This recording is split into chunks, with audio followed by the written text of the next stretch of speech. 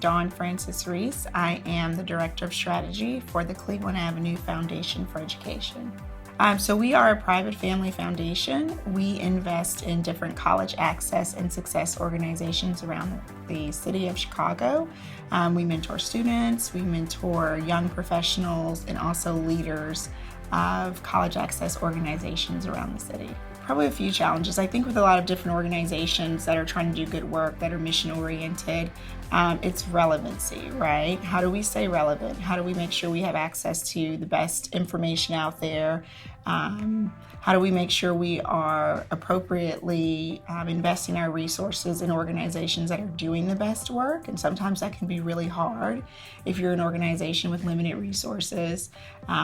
If you sometimes may not have all the right people that you need to do your due diligence, that can be a challenge. So it's really trying to figure out how do we kind of implement a process where we can figure out how we can be the most impactful. How do we stay relevant with so many other organizations that are out there? How do we make sure we're being true to our mission?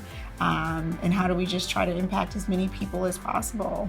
I think I've realized over my career there are three things that really stick out, or three things that I try to convey when people interact with me and when they leave. And the first one is showing up. Right? You have to show up. You have to build trust with your colleagues. You have to make sure that you're doing exactly what you say you're going to do. You have to follow through. So actually doing the work is the first thing. Secondly is honesty, right? When you're honest with people, when you build trust with them, they're going to work harder for you. And I believe if we can't be honest, we can't have a relationship. And that's kind of like the first step for me. The third piece is integrity, right? You should always operate with integrity. People are always watching. And you're just able to sleep at night just a little bit better when you know that you've done the best that you can do and you've done it the right way. You've made decisions that work for everyone and that come from a good place. Forward-thinking people. You got to anticipate what's going to happen out there, right? I need folks that are in an environment that are always wondering what's going to happen next, what's on the horizon, how can we anticipate that, how can we plan for that. You've got to be innovative, you've got to be open, you have to be adaptable. It's just smart, right? It's strategic. If you want to stay relevant, then you need to adapt and grow and make sure that you're challenging yourself. So when I'm in an environment or we're trying to build a culture, I look for people that are doing just that, that aren't going to be stuck in the way that they've been doing things. They want to figure out new and innovative ways. They want to be great. They want to figure out what's on the horizon. That to me just creates a culture that's open and welcoming and doesn't create any fear amongst colleagues.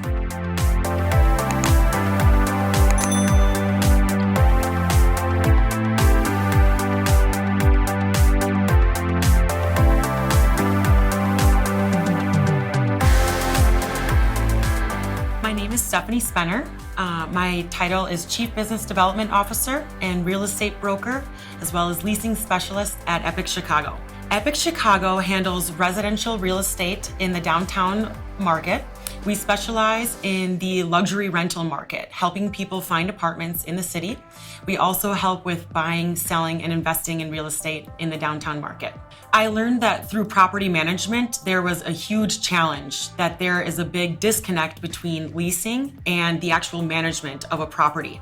I think that a lot of the leasing teams are having way too much pressure to hit goals in terms of filling up the building as fast as possible, while their role is also equally as important to keep the building fully occupied and keep the residents happy. It's way too much work for one department to handle and way too much pressure. And frankly, these agents aren't getting paid enough to do all of that work.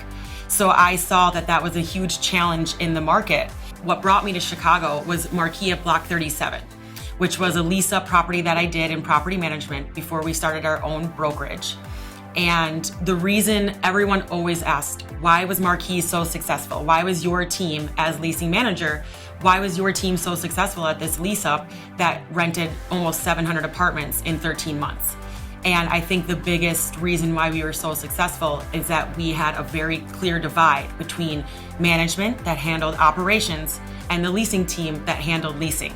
Once we completed the project and hit stabilization at Marquia Block 37, one of Chicago's largest residential developments, I saw that there was need for this divide. There was need for this separation, which is when I joined my business partner, Aaron Gill, who is the managing broker of Epic Chicago, and we created Epic Chicago together in November of 2017. We just got our first exclusive deal with this new concept at Oakwood Chicago River North on Illinois and LaSalle. And we're super excited because this is our first opportunity to show success in separating leasing from management. Through my journey of property management of 10 years, I've learned so many different things. And I think one of the biggest lessons I've learned is separating that leasing from the management at one given property. When you do this, the on-site team, the management team can focus on building the rapport with the residents and making those residents happy, in turn creating a higher retention ratio. I wish that developers would see this, owners would see this divide, and that if we can separate these two, that your property would be a lot more successful, because your leasing team is just focusing on leasing and hitting those numbers, and operations is focused on your current residents and keeping the property and the current residents happy.